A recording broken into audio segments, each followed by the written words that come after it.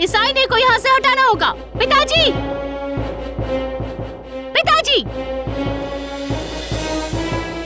क्या बात है बेटी? आज ही मेरे कमरे से सारे के सारे आईने बाहर निकाल दीजिए। क्यों बेटी? क्योंकि मुझे अपनी शक्ल देखने का मन नहीं हो रहा। ठीक है, ऐसा ही होगा। मंत्री। बीजपुर गांव में रहता था नाई चतुरीलाल। बाल और दाढ़ी काट कर उसके अकेले की जिंदगी बस गुजर हो जाती थी। लेकिन एक वक्त अचानक उसका काम कम होता गया। धैत सुबह से एक भी ग्राहक नहीं आया है। लोग अपनी दाढ़ी और बाल काटना भूल गए हैं क्या? ये रहे गणपति भैया, आइए। बताइए, बाल काटने हैं या दाढ़ी? नहीं भाई, सोच रहा हूँ बाल बढ़ा लूं, चलता हूँ।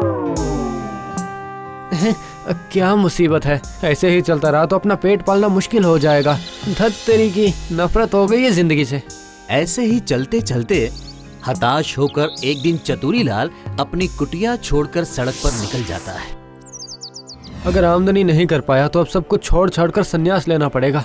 आइए, बाल दाढ़ी और नाखून कटवा लीजिए। सुनो बेटा, जरा छोटा छोटा करके मेरे बाल काट दो। अरे बुलाया, इन्होंने मुझे बुलाया है। आइए।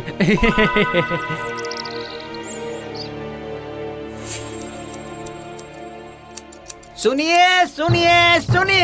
राज्य की राजकुमारी बहुत बीमार है। जो उन्हें स्वस्थ कर पाएगा, महाराज उसे उचित पुरस्कार देंगे और राजकुमारी के साथ उसकी शादी भी करा दी जाएगी। सुनिए। राजकुमारी के साथ शादी? ओहो, तुम्हें पता नहीं है क्या?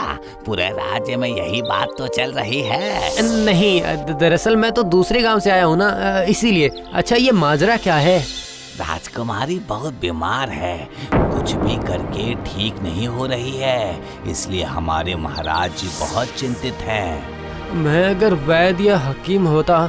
अच्छा, मैं कह रहा था एक बार कोशिश करके देखूं क्या दादा? कोशिश करने में कोई बुराई नहीं है, लेकिन हाँ, अगर उन्हें ठीक नहीं कर पाए तो महाराज गर्दन ले लेंगे। अच्छा, राजमहल किस तरफ है? उधर वो सामने का जंगल पार करके काफी दूर तक चलना होगा, फिर दिख जाएगा।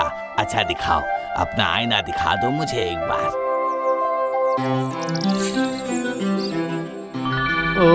गर्दन ले लेंगे, लेकिन मेरी इस तुच्छ जिंदगी की माया करने में अब रखा ही क्या है? अच्छे से खाना भी नहीं मिलता, और फिर अगर मैं राजकुमारी को स्वस्थ कर पाया तो फिर पूरी जिंदगी खाने और पहनने की कोई चिंता नहीं रहेगी, और शायद राजकुमारी भी मिल जाए। जाता हूँ, जल्दी जाता हूँ।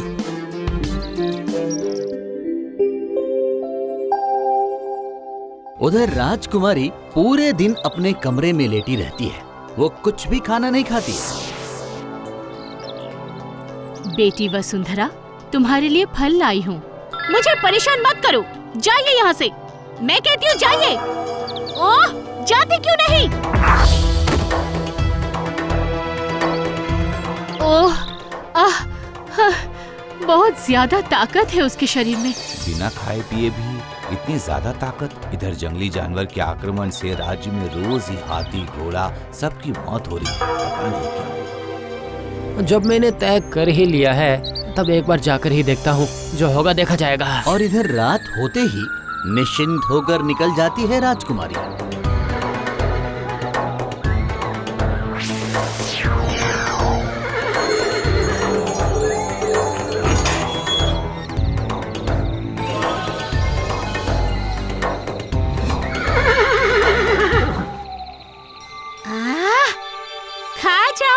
खा जाऊंगी, कच्चा चबा कर खाऊंगी, किसी को समझ ही नहीं आएगा। माया, माया। बाप रे, जंगल काफी गहरा है। नहीं, रात को इस जंगल में बिल्कुल नहीं आना चाहिए था। सुन चतुरीलाल, अब तेरा ये जन्म यहीं पर खत्म होगा। लगता है शेर के पेट में ही जाएगा। हाँ? कौन रो रहा है? ये तो किसी लड़की की आवाज लग रही है। अरे सुनो, कौन रो रही है? हाँ, कहाँ रो रही हो? कौन हो तुम? कौन हो? वो वहाँ पर एक घर है। लगता है रोने की आवाज वहीं से आ रही है। लगता है कोई मुसीबत में है। चतुरी लाल मन सख्त करके हिम्मत जुटाकर उस घर की तरफ बढ़ने लगता है और रोने की आवाज भी बढ़ती जाती है। अरे अरे कौन हो तुम? यहाँ बैठकर रो क्यों रही हो? चलो उठ जाओ। पास जाते ही झटक कर गिर जाता है चतुरी लाल। ये क्या था? ये माया का क्षेत्र है। तुम इसे भेद कर मेरे पास नहीं आ सकते। मैं भी तुम्हारे पास नहीं आ सकती। माया का क्षेत्र? हाँ, राक्षसी ने मुझे यहाँ बंदी बना रखा है और मेरा रूप लेकर चली गई है। कहाँ गई है? मुझे नहीं पता। शायद मुझे इसी तरह से मरना पड़ेगा। नहीं, ये नहीं हो सकता। लेकिन तुम कौन हो? मैं राजकुमारी वसुंधरा हूँ। मैं अकेली घूमते घूमते इस जंगल में आ गई थी और तभी राक्षसी ने मुझे हाँ, समझ गया। चिंता मत करो, मैं तुम्हें मुक्त करके ही रहूंगा।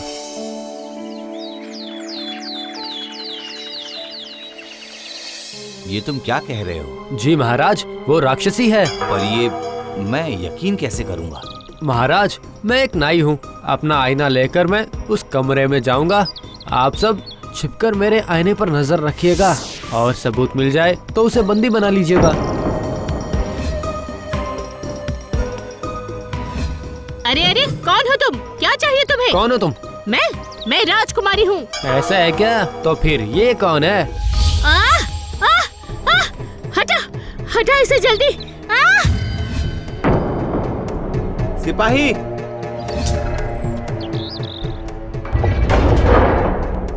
महाराज, अब राजकुमारी को मुक्त करना होगा। चलिए। हाँ। राजा और चतुरी लाल कुछ लोग और सेना को लेकर निकल गए।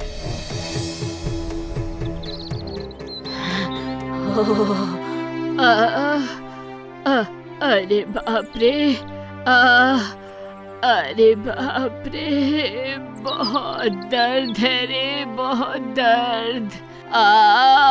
और बर्दाश्त नहीं हो रहा। अरे कोई मेरे इस नाखून को निकाल दे। अरे वरना मैं इसी दर्द से मर जाऊंगी। अरे बाप रे! अरे मुझे कोई क्या हुआ है दादी माँ? नाखून में दर्द, देख खून जमा हो गया। अरे आप बिल्कुल चिंता मत कीजिए, मैं ठीक कर देता हूँ। अरे क्या हुआ? चलो उधर, मेरी बेटी तो। महाराज, मैं नाई हूँ। हाँ, मेरी आंखों के सामने कोई नाखून में दर्द से तकलीफ में रहे, ये कभी नहीं हो सकता। देखिए, ये मेरा काम है, ठीक है?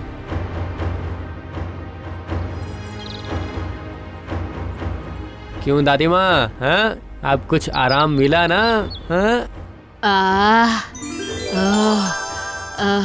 बेटा, मेरा प्यारा बेटा, अच्छा हुआ कि तू आ गया। बेटा, मैं तुझे आशीर्वाद देती हूँ कि ये नाखून काटने वाला औजार कुछ भी काटने के लिए तेरा मुख्य औजार बन जाएगा। समझ गया ना बेटा? ठीक है, चलता हूँ।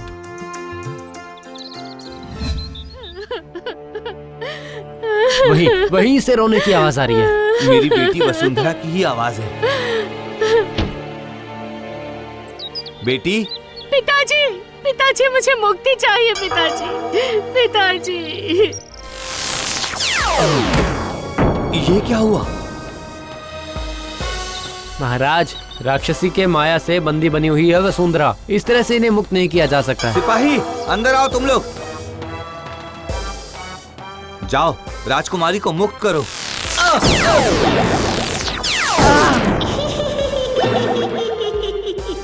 सत्यानाश! तो अब क्या होगा? अचानक ही चतुरी लाल को बूढ़ी दादी माँ की बात याद आ जाती है और वो अपने बक्से से औजार निकालता है और उस माया क्षेत्र के ऊपर चलाता रहता है। नहीं, जल रहा है।